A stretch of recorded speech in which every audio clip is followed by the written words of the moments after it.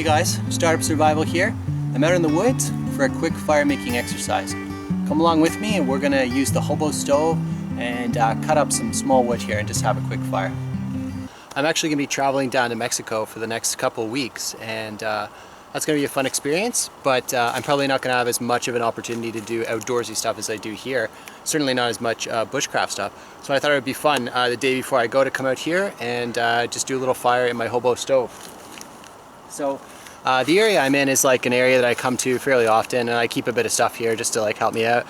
Here's my Hobo stove that I made probably, I want to say 14 months ago, and I kind of just leave it out here. It gets rained on and stuff. It's kind of rusted, but it still works. It still serves the purpose. I wouldn't want to scratch myself on it right now because it's all rusty, but we can do a little fire in this, no problem. What I'm going to burn is, I just snapped off a tree, a dead tree, just like a sapling. It's 100% dead. You can see it's got the snap to it. Hopefully it's going to be nice and dry. It's been kind of rainy out lately. But yeah, I'm going to process this up with a little handsaw that I have and my fixed blade. We're going to get going. Stick with me. I think this wood is pretty much perfect for what I'm doing today.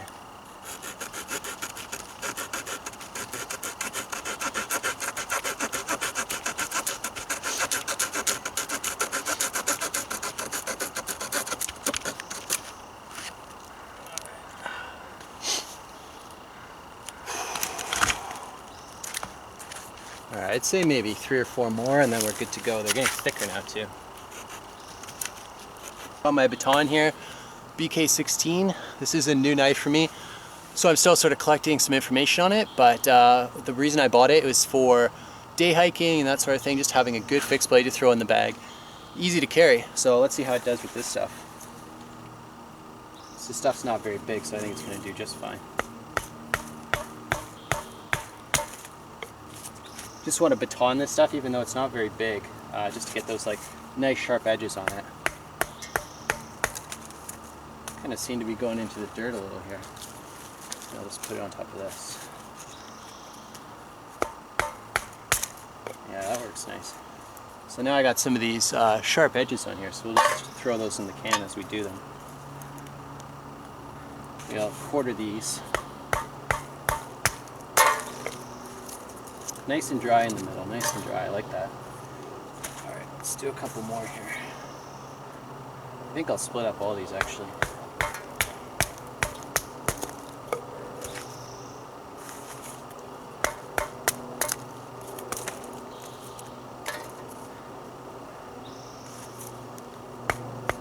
I'd say we're pretty much good to go anytime here. A little bit more.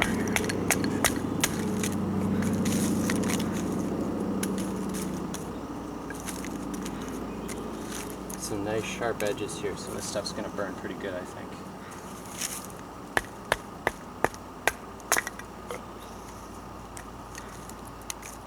Yeah, I'd say we're pretty good.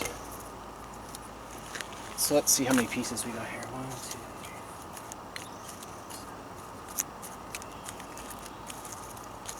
3. Probably about 30 pieces, I'd say.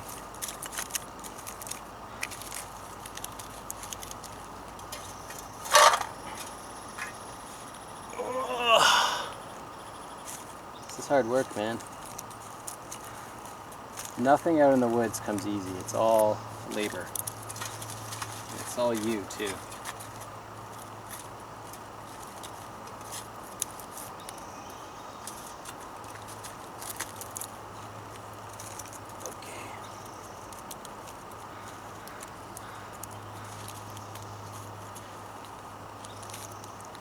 All right, let's relocate to the fire location. Busting through some tough brush here. This is kind of cool. I like how people do this shot. I've never done this before. It's with I got a tripod attached to it, but I'm just kind of like holding it away from me as I walk through the bush. It's kind of cool. Better just watch where I'm going though, or I'll end up falling down. All right, let's dump this puppy out and get it started. Got our wood down here. Not too much, hopefully.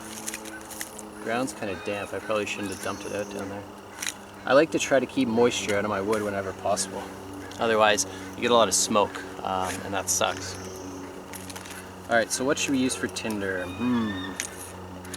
Well, today, since we're not using super small kindling, I kind of want a good tinder that's going to last for a while. So I'm going to use this guy. I'll show you back here. I don't know if you can see this or not, but I like to just bust it up a little. I find it grabs the spark a little better and just gets burning a little easier. But this thing will burn for like 10 or 15 minutes. I don't know if these are common to find, like I found these in a dollar store close to where I live actually, but they're awesome, man. So whenever I start, I just kind of like bust up the surface area on top there so it'll grab a spark a little easier. And let's put it down here. Oh, you guys can't see that, can you? Put it over here. We got a bit of fire seal here. I wonder if the back of this Becker will work for this. Let's give it a try. You can't. Ah, you can see that. Yeah, no way. It's not going to work. We'll just take this striker off of here. Keep this striker attached with like a lanyard back here.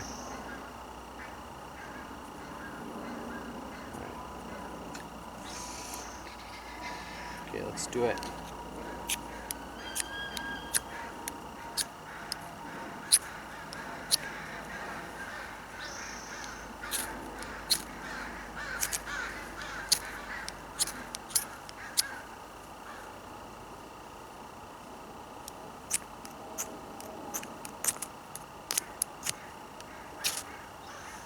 Alright, it's on fire now. It's good to go in there through the little front hole. Now it's inside the stove. We already got a little fire in there. So let's start stacking on the pieces little by little here. What's good with a nice tinder like that is you don't need to be super cautious in the beginning. You can kind of just throw larger pieces in there. They'll take a little bit longer to catch, but they will before long.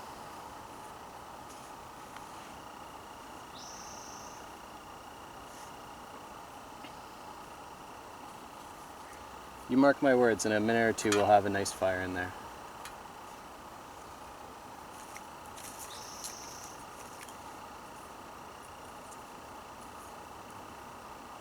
Should have brought a piece of wood to set all this stuff on. I could have been splitting it up a bit more. I think we're okay. I think we're good. So maybe while we're at it, I'll talk a little bit more about the BK-16. Since I think this is a pretty awesome knife. So the BK-16, I think it's a good all-around camp knife.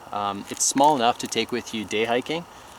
You can do some small woodworking with it, not a problem. And it's super easy to carry too, like as opposed to like a 6 or 7 inch knife. It's going to be perhaps very heavy. Like compared to the BK2, that's like a 1 pound knife. This is a lot lighter. And lengthwise, it's big enough to get a bit of work done. It fills the hand, not super huge. You're not going to be hacking away with this. You're not going to be batoning, 6 inch logs with it or anything like that. But as long as you don't try to take it outside of its capabilities, it's going to be a good little knife. Here's the sheath for it. Not a huge fan of the sheath. I may actually get a Kydex sheath made for it at some point. But for now, I think it's okay. You got to use the retention straps though. You can't just stick it in there. It's got like a belt loop as well.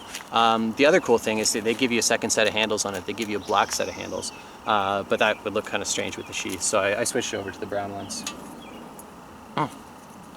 And as you can see, I did not lie. We have a little bit of a fire going on here, so that's cool. And that wood looks nice and dry. I'm not seeing a lot of smoke come up from this. It's burning nice and cleanly. So that's what we want. We don't want tons of smoke coming up.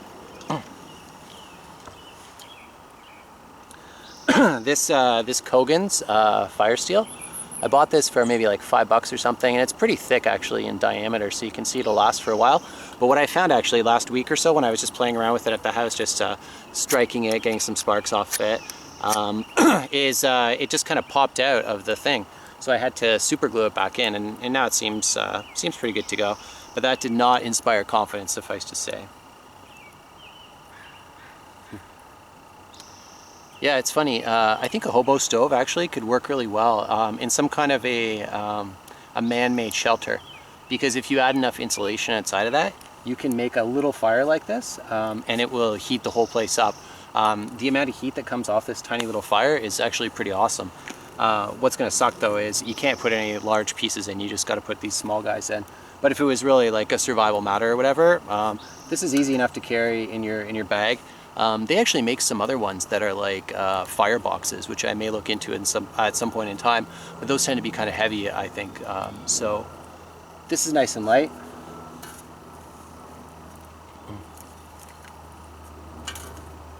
And I made this out of like a soup can or something like that back in the day, about a year ago, like I said, maybe a bit longer. And it's lasted for a really long time.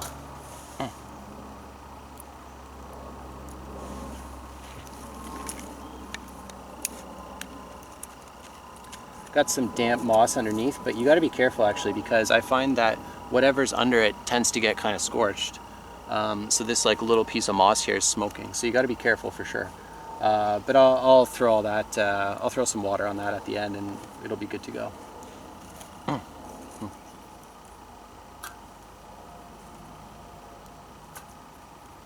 We're actually going through this wood pretty fast. I probably should have processed a little bit more. But that's good, because I didn't want a ton of wood for today. I just wanted a small little fire, maybe like 15 minutes, half an hour. I think that's what we'll get out of this, probably. But as you can see, about half my wood is gone already. So it does not last long.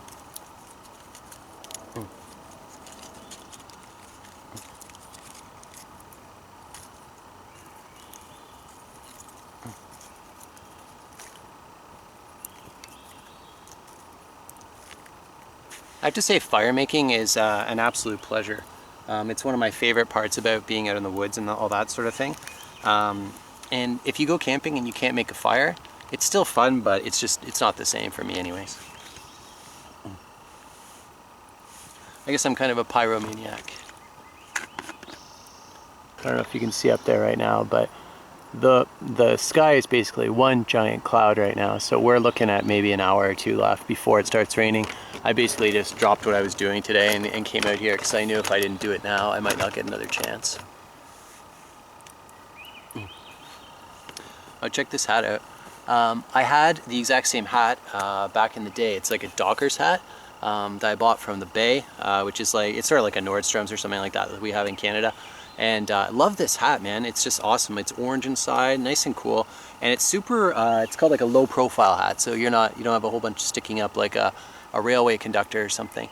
And I wore this hat, my old one, for like 6 months in Mexico.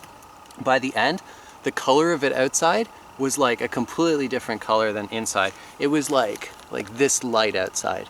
I know it's kind of a crazy representation, but and then on the inside it was still nice and dark, but it's just because the sun is so strong down there, it just like bleaches colors out of stuff. And I wore that hat forever, man. It was so beat up, and then I just lost it. I was staying in a hotel one day and I'm like, where's my hat? And I just couldn't find it. So I don't know where it went. Like, it's possible that I left it on like a bench, or who knows, but anyways, I finally just got a replacement for it, so we're good to go. But definitely the best hat that I've ever owned. There was another time in Mexico where I was walking down the street. It was like a really busy street, and my hat just blew off into traffic. It was like a 6-lane huge road, not a highway, but a big road. And it was a lost cause. I just said, okay, well, it's gone. I'm not gonna die going into traffic to get it.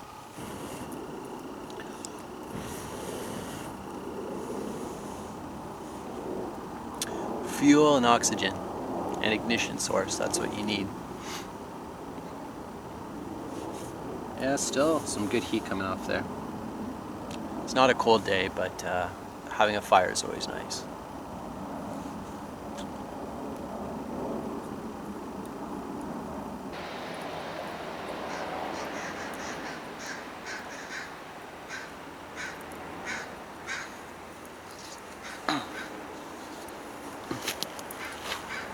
So I'll show you how I deal with extinguishing fires whenever possible. I don't like to waste water when I don't have to. So what we're going to do, we're going to dig down here into the damp ground just a little bit, not super far.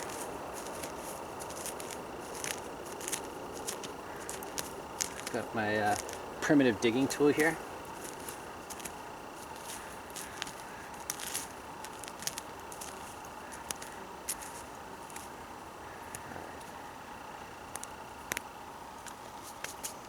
So now we got a bit of a hole there that we're gonna put the embers into. So I'm not gonna stick around here for too much longer, but we're gonna get this done nice and safe. So what I'm gonna do now is take these sticks here, almost like chopsticks, and I'm gonna dump the embers into the fire, or into the pit here. The can is nice and empty now. This will cool down in, you know, a minute or two, no big deal. But the embers, I mean, those could probably be rekindled into a fire. And now I'm going to take you way over here, because this is going to be kind of funny. But I'm going to pee on that fire. And, you know, I'm gonna move it over there so you can't actually see me, but you can hear me if you want. And that way I don't have to waste my drinking water. I can just use the water that I have no use for anymore. Alright, the deed is done. I know it's kind of gross, but anyways, it's the same as pouring water on the fire, except you're not wasting your drinking water. So now what I'm going to do is I'm going to find a little bit of I'm going to dig up some of that moss and turn it over on the opposite side, so the wet side is going to be on the fire. You know what? I'll probably just cover it with the bottom side, actually. Just starve the fire of oxygen. There we go. That's how we roll. You know, within maybe like a few weeks or something like that, get some rain happening here or whatever. Everything grows so fast in BC. You can see how green everything is. It's just green, green, green everywhere. So it's going to rain here later tonight. For now, there's no safety problems at all. That's out. There's no smoke happening at all.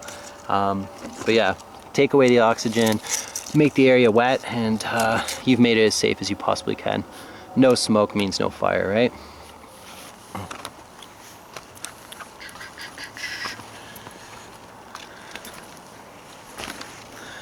Admittedly, these are not the best shoes to be wearing out here. Crocs. I don't think that's the way to go in the bush, but like I said, I didn't walk super far to get here, so not a big deal. Alright, that is the adventure concluded. I'm gonna hike out for now. This is gonna be my last time in the woods for about 3 weeks now. Unless I find something to do in Mexico, we'll see, but I'm not counting on it, so that's why I came out here. Anyways, thanks for coming with. See you soon.